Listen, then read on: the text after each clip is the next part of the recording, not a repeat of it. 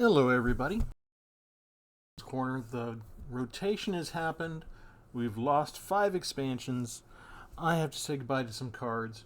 We're here today to say goodbye to some of my favorite cards and also to look at some cards that maybe you all will be happy to see leave. And it'll be interesting to get your feedback and see where you agree and where you differ. So we'll start with the stuff that you might be happy to see go.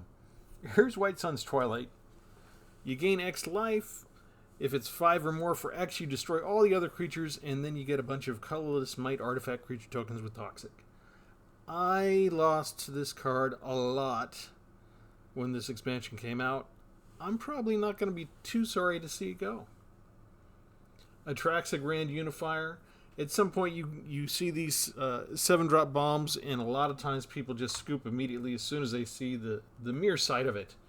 And this is one of the most popular ones that was maybe so popular it was overused. You might be tired of seeing Atraxa. Atraxa's going away.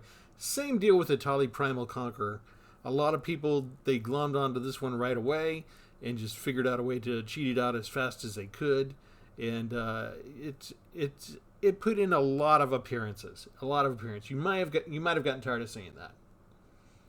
I didn't find too many Aftermath cards that showed up with irritating frequency, but this one gave me a lot of trouble.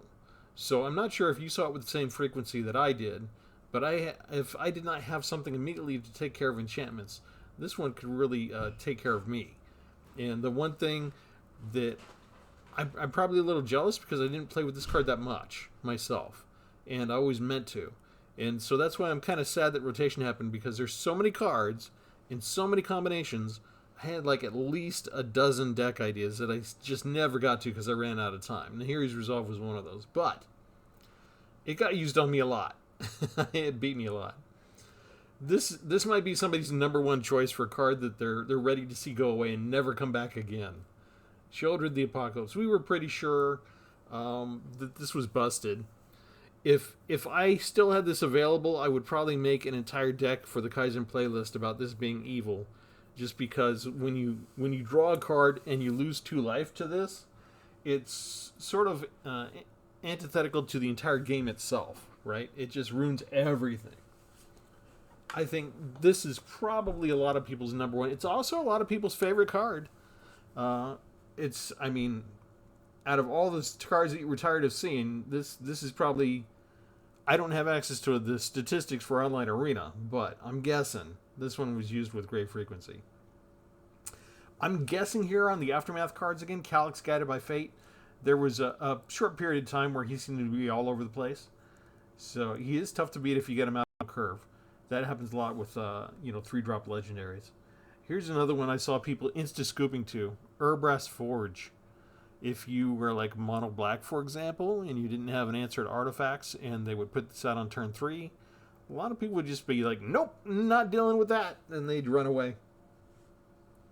Liliana the Veil's another one. She put discard back on the map, I think, a lot, just by herself. Just an integral part of any discard deck. Still seen today, lots of frequency. I think if you saw her on turn 3 often enough, you started to wonder if the fix was in. I mean, imagine seeing Liliana the Veil on turn 3 and Sheoldred the Apocalypse on turn 4. It happened to me. Yeah, I kind of like Liliana as just a character. I think that this is one of the areas where Wizards of the Coast could be better served by focusing stories on good planeswalkers like this, and they don't do it enough. I think their storytelling has suffered. So maybe they'll get back to that kind of stuff.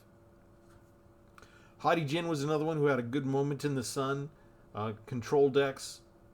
This was a linchpin of a pure counterspell deck. And I think a lot of people got tired of seeing this card. So, other people also, this might have been your favorite card. So it happens a lot where somebody's trash is another person's treasure. I'm guessing that there are a number of people that went through enough decks against this. Often enough, they're tired of seeing it. Siege Veteran is another one. Great value for a 3-drop. Just getting +1 on any target creature you control. Really made it tough to go against mono white a lot of times. when this deck first came out, with this expansion first came out, probably one of the more popular choices as well. For removal, how about Go for the Throat? Are we done with it? Is it anybody's favorite?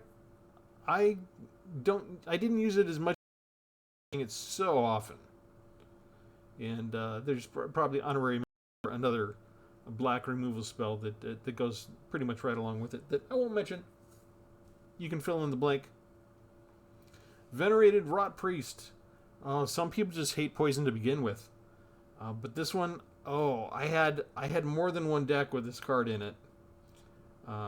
But there was one deck in particular that was a green-blue deck that, I mean, I could get 10 poison counters on you by like turn 3 sometimes. It was just so devastating.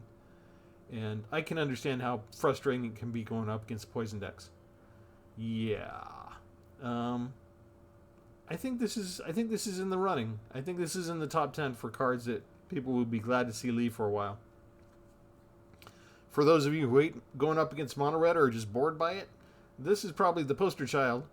This card is probably one that should have been banned. The combination of haste and prowess. I mean, it's okay to give a 1/2 for a 1-drop.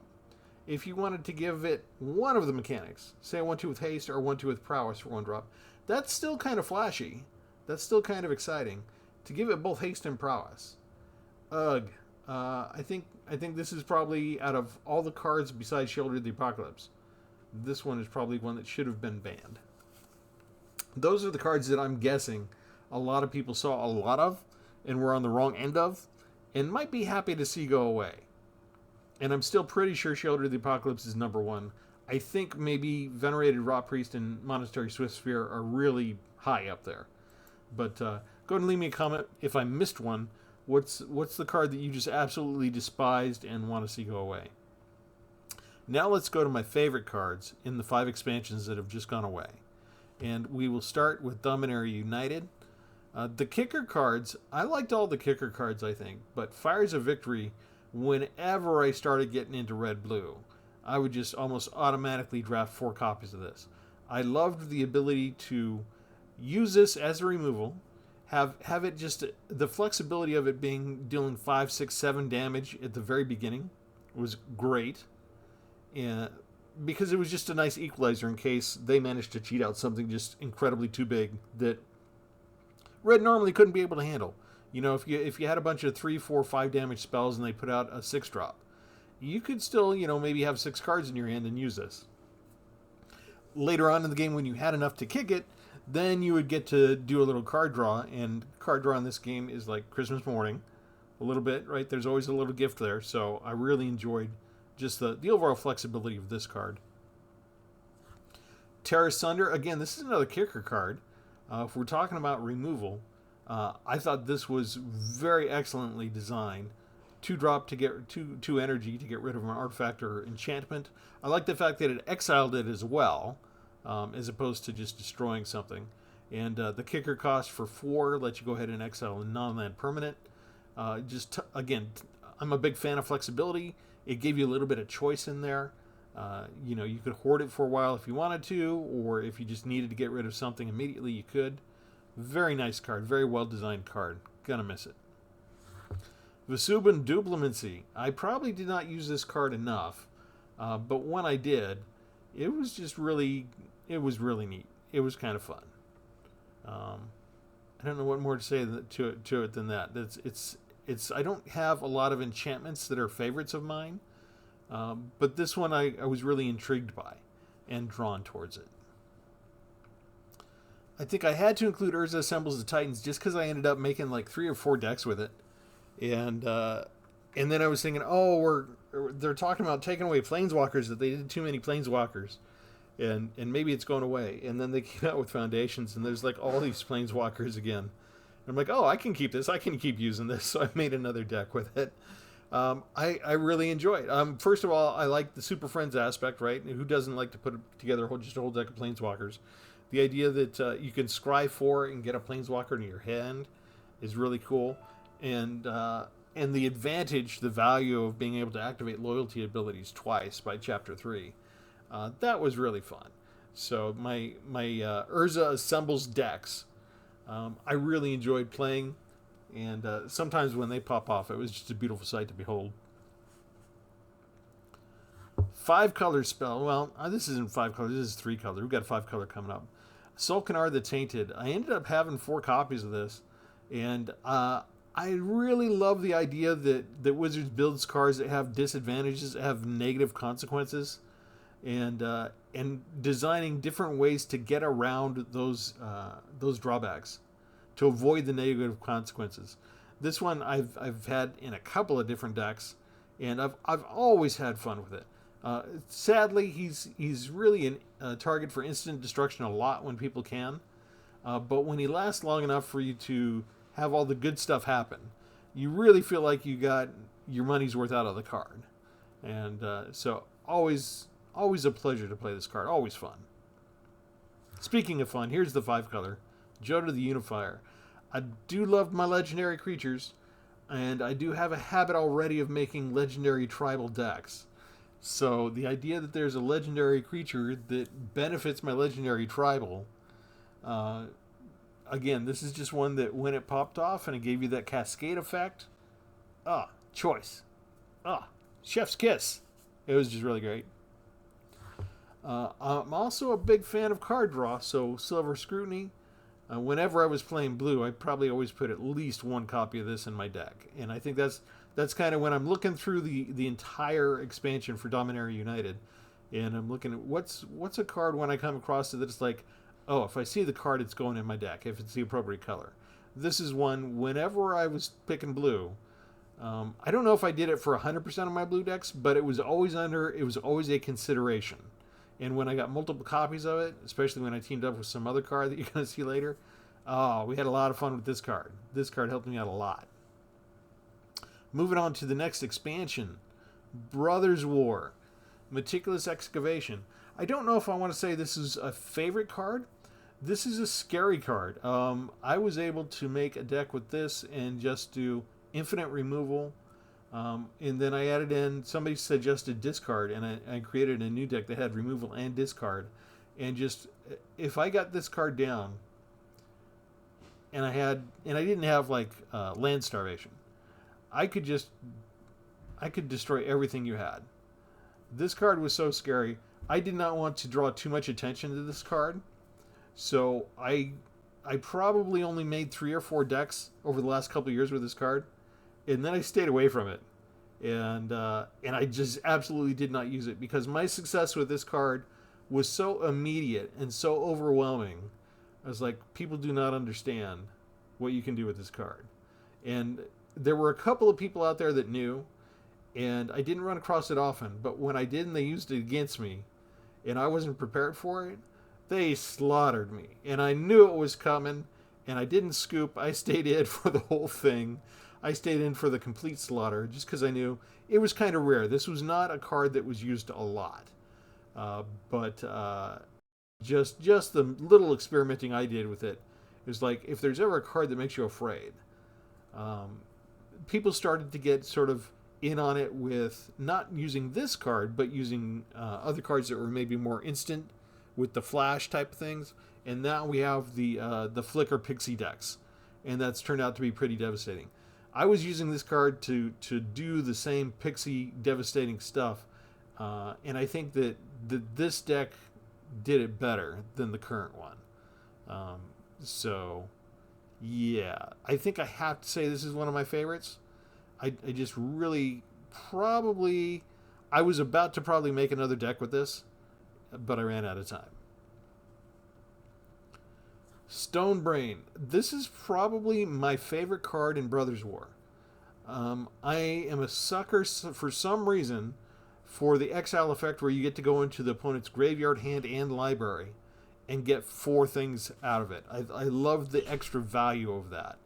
It does require a little bit more preparation because you do sort of need to recognize what your opponent's coming at you with and not blank on the name. You know, maybe you go ahead and have a web page open to the side so you can help look up something real quick.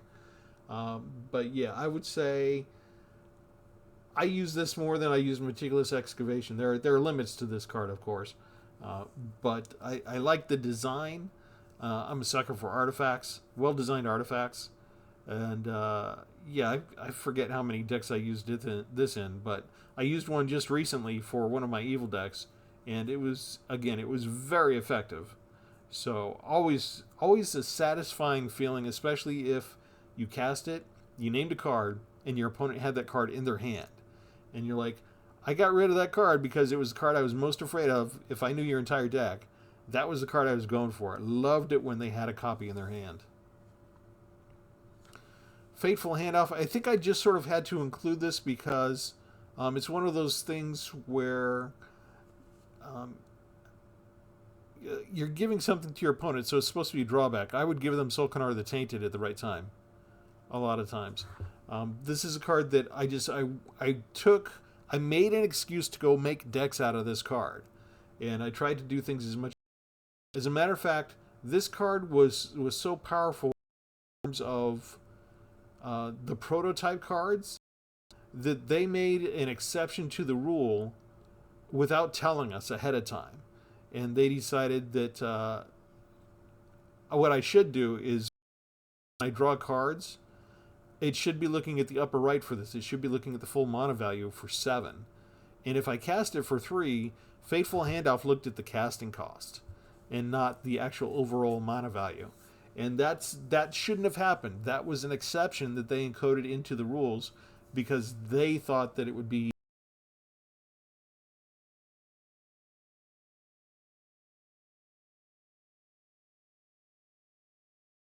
was learning how everything worked, and I'm like, this should work. This should work. Why is this not working? It didn't work when I did.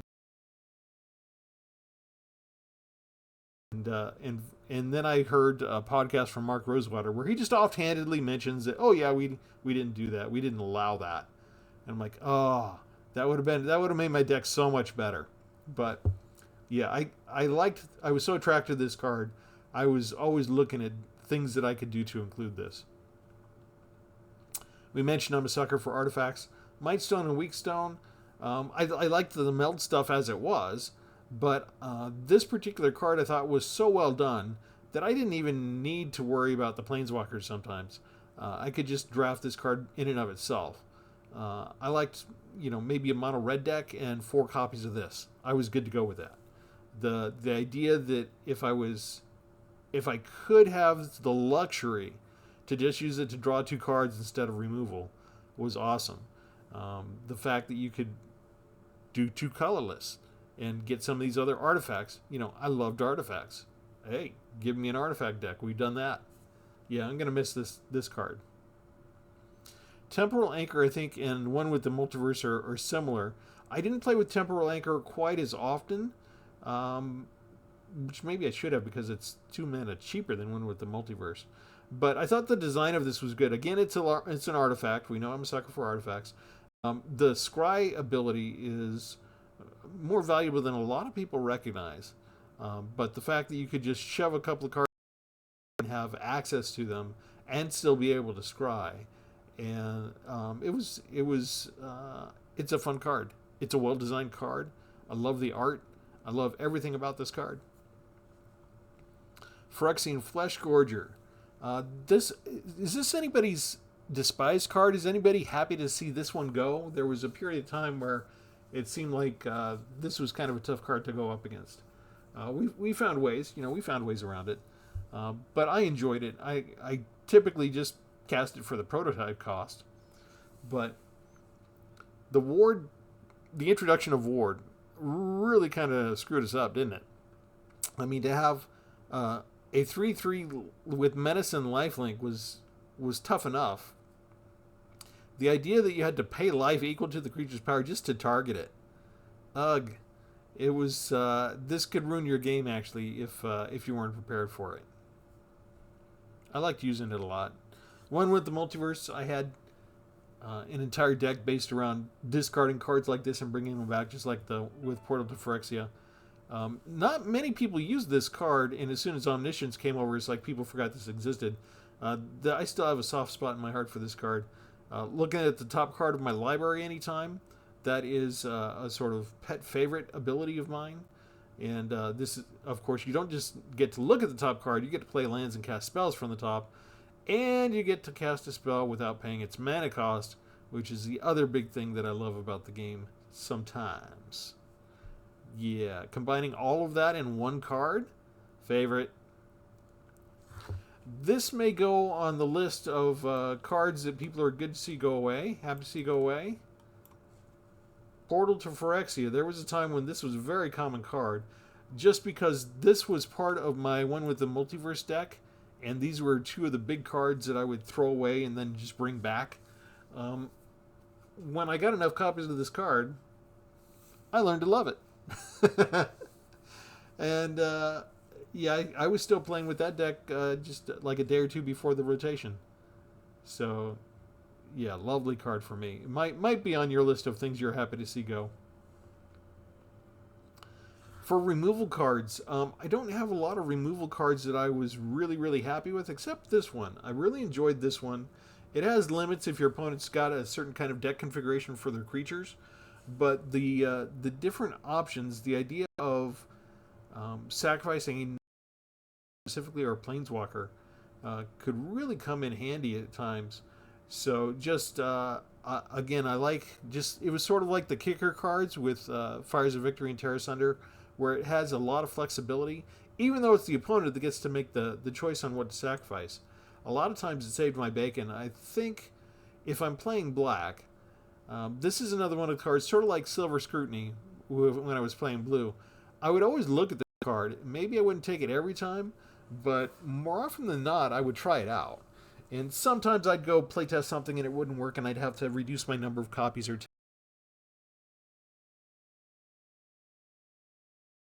out of all the removal cards, I would probably say I use this more than go for the throat or the cut card. Phyrexian Vindicator. I wasn't too pleased with the other Phyrexian card that was in black because it was a rerun. I've been against it on Historic. I learned to appreciate the card. This one's kind of unique. It prevents the damage, and then you still get to do damage to another target. This is a card that can kind of ruin your whole day if you don't have another way to get rid of it.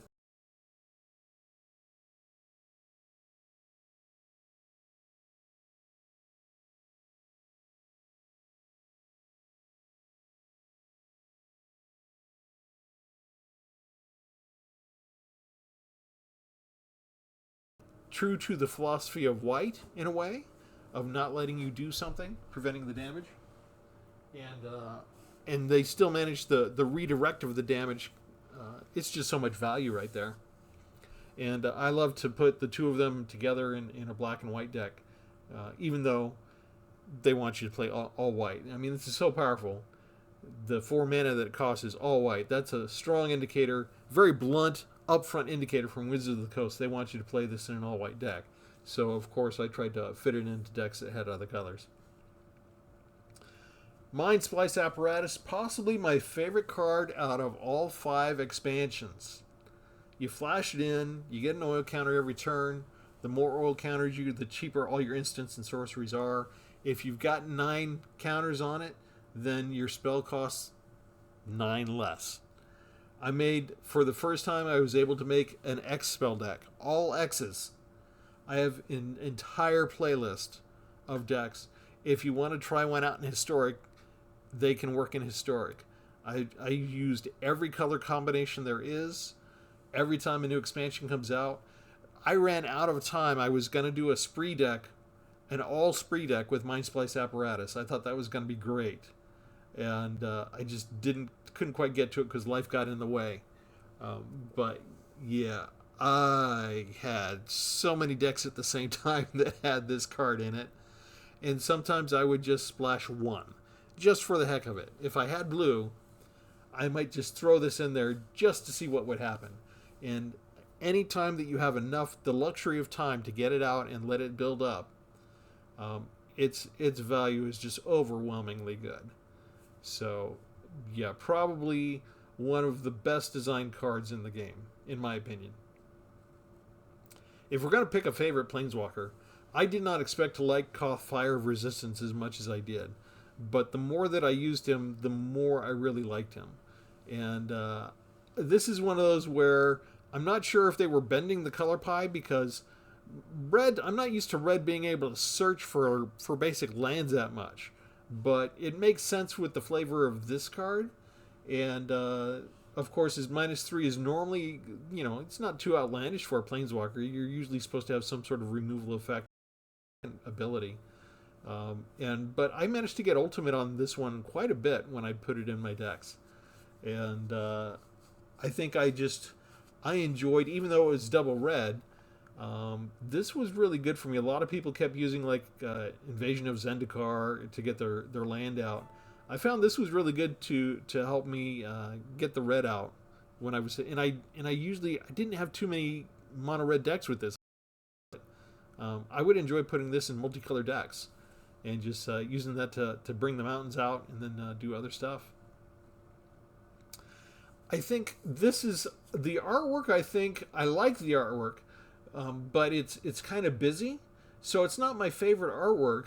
But I felt like I had to include this just because it ended up being so useful in so many different decks that I made, including one that allowed us to, what is it, where you can't cast a spell during your turn. You can only win if you cast a spell during your opponent's turn.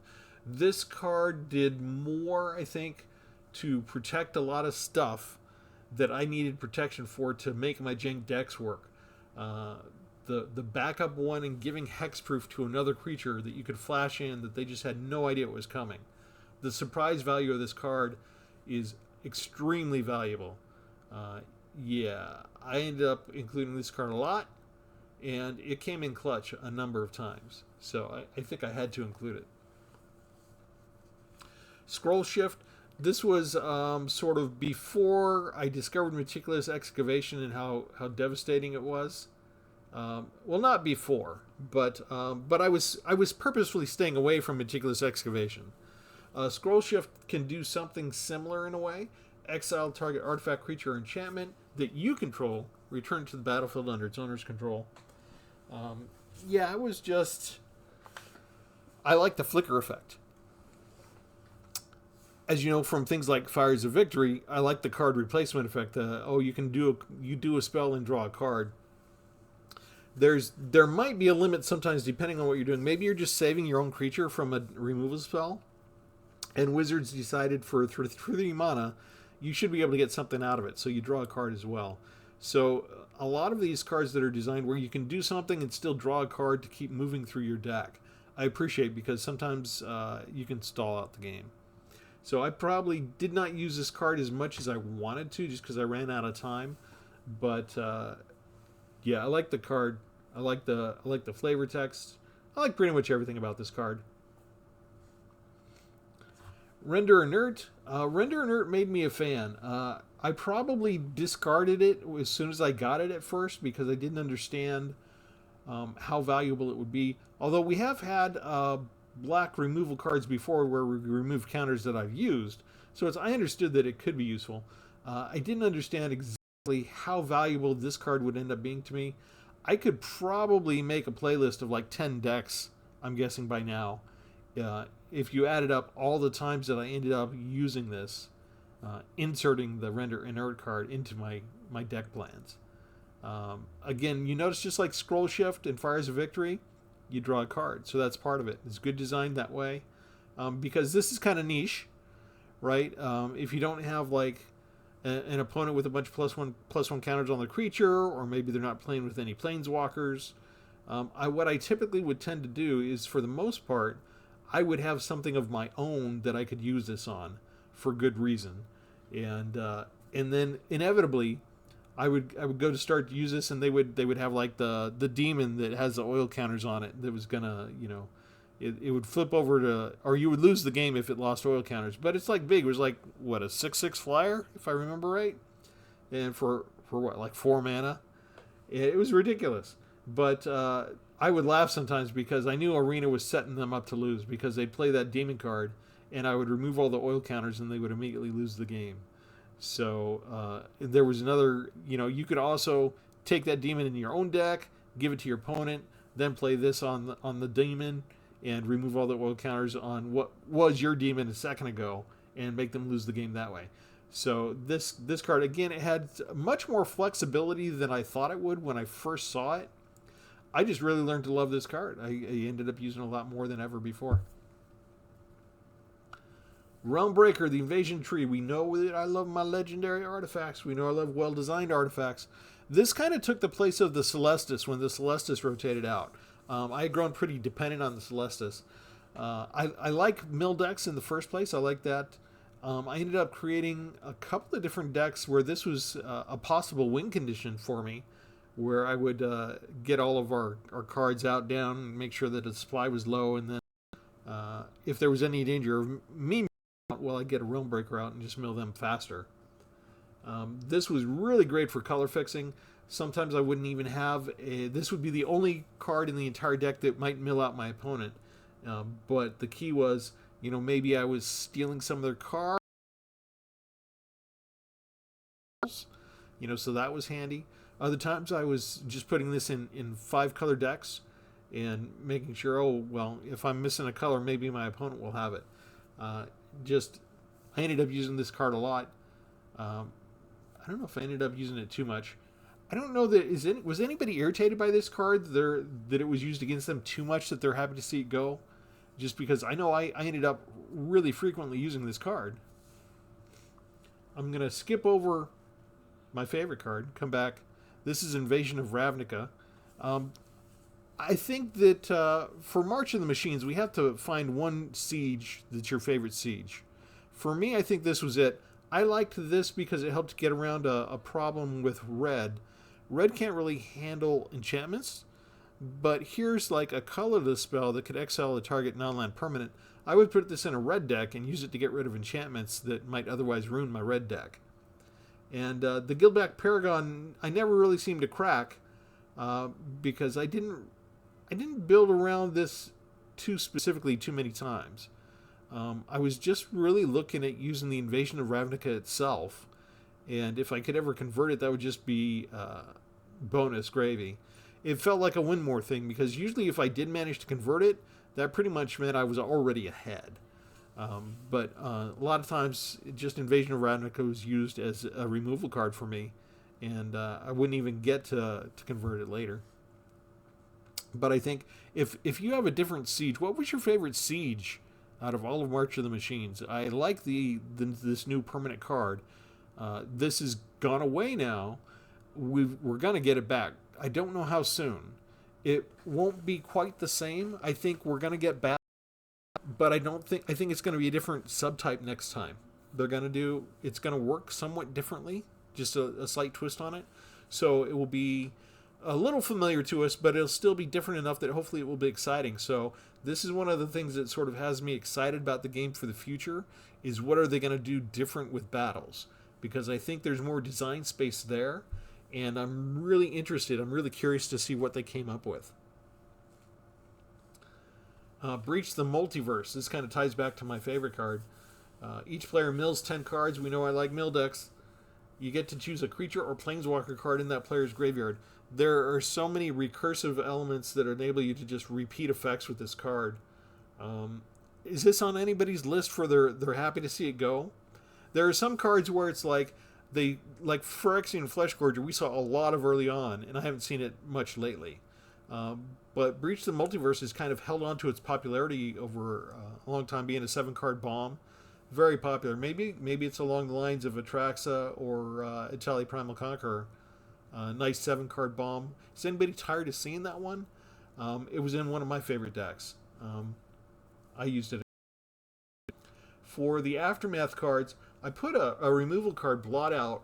I found that when I was making any deck with black in it, I started to just be attracted to this card more and more often. I might not use 4 copies, but there was an Exile deck that was in my Kaizen Evil playlist that I did include 4 copies of it. But it's it's one of those like Silver Scrutiny with blue, or it was just one of those ones where if I was playing in that color, I was going to look at this card and I was going to consider using it pretty much all the time. So I grew to rely on this card a lot. Metropolis Reformer, a card I kind of regret that I ran out of time with. I like the idea of us getting hexproof. This is kind of along the lines of the design of Phyrexian Vindicator, in that Wizard seems to do pretty good in terms of taking the color philosophy of white and finding these orderly ways to enforce the rules, to tell you you can't do something.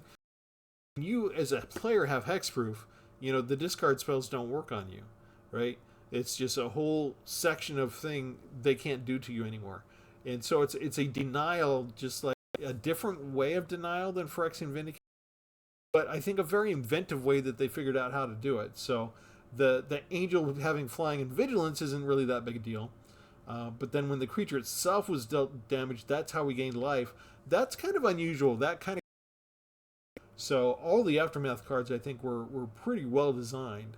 I'm always commenting on how I think it's a shame that they botched the implementation, the introduction of the Aftermath cards so badly, because I felt like the cards themselves were really killer, really primo cards.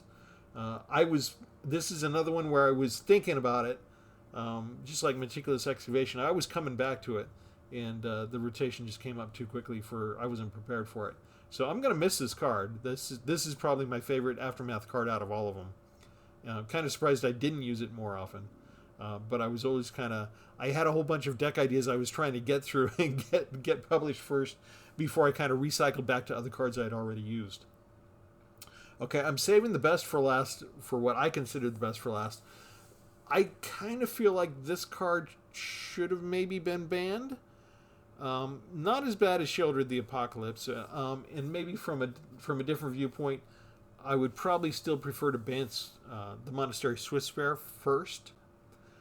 But this card, just as soon as I read the card and understood what it could do, I started laughing.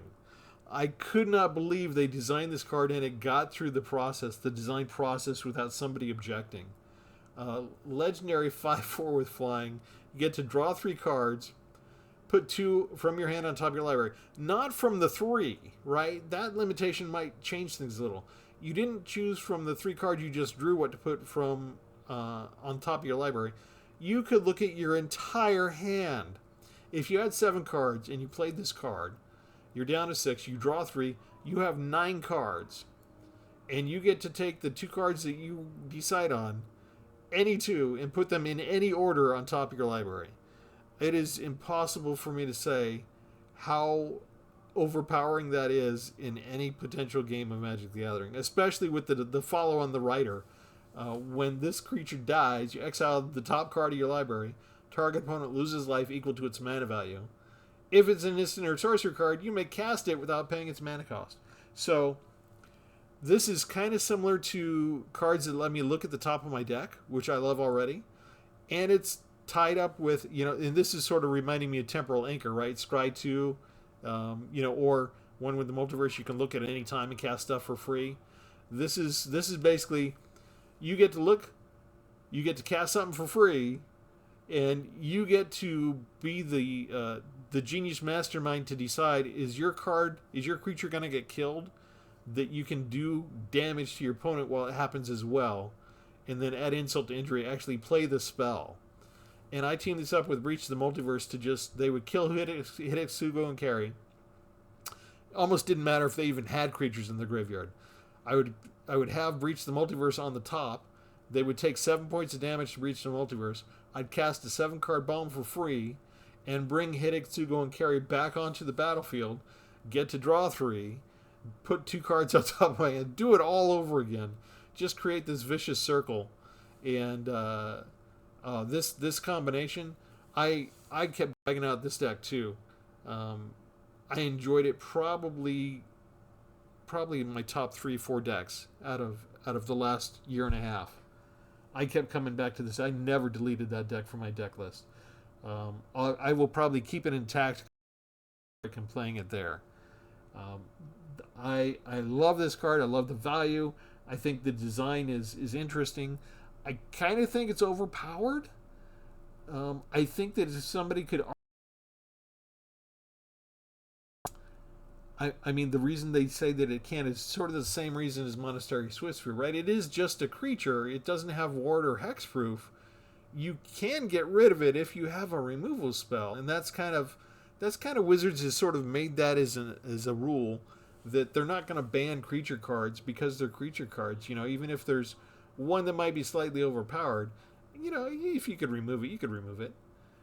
They do eventually though get around to banning some creature cards when they've made them too good. I think part of the reason why this is one of my favorite cards is precisely because it's so powerful. It's very splashy. It's very exciting, like legendaries are supposed to be. It's not even mythic rare. I'm kind of surprised that it's not mythic rare. Maybe they thought that the casting cost of 5 would be enough to offset everything, and they made the toughness one less, so it's only 5/4 instead of 5/5.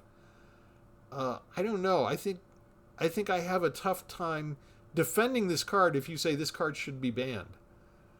Just because my own experience of playing with this card so often, it's not a case of the stars aligning. It's a case of you get to align your stars. It is so powerful. It's hard for me to communicate. And I mean, it's kind of back along the lines of Meticulous Excavation. It's like, do you realize what we can do with this? People are just now starting to realize with the Pixie decks and the Flicker stuff, that, you know, we could do that back then. And it wasn't common. Hidetsugu and Carry, I think, was more common. I think people glommed onto this. I think it was popular for a while. But, again, one of those things that just kind of faded away out of the gameplay. I would bring this back. I think people forgot about it. It seemed to go out of people's memory in the last year, and my opponents didn't seem to understand what to do with it. There was maybe, you know, on occasion, Arena would put me up against somebody who had an Exile removal card, and that would disrupt my plans. But I always had 4 copies of this card in my deck if I was playing with a deck like this. And I had so many cool instants and sorceries, not just Breach the Multiverse. I had just a nice assortment of an arsenal to play against things. This was my favorite card out of all 5 of these expansions. I'm interested to know what yours was. Go ahead and like and subscribe if you will. If you're brand new, my name is Travis. I don't know if I mentioned that at the very beginning because it's been so long since I started the video. But welcome to Tpull's Corner. We have reached the end of the video. I do want to ask, because I'm curious, what was your favorite card out of these 5 expansions? And what card are you most happy to see leave so that you don't have to deal with it ever again? At least not in the standard environment. I'm really curious. And do you disagree with any of my analysis here? Was there any card here that maybe you know, I'm thinking people are happy to leave, that you're like, oh, what? No, that's my favorite card. You know, maybe there's something here that one of my favorites and you're like, no, that can go away. I never want to see that thing again. That was disgusting. How dare they? How dare you suggest that should be a favorite card? It should have been banned. You know, that kind of thing. I'm interested in your thoughts and your viewpoint and what your experience was with these 5 expansions and what really attracted you the most and what you ended up despising. Go ahead and let me know in the comments below. Thanks, everybody. Have a good one.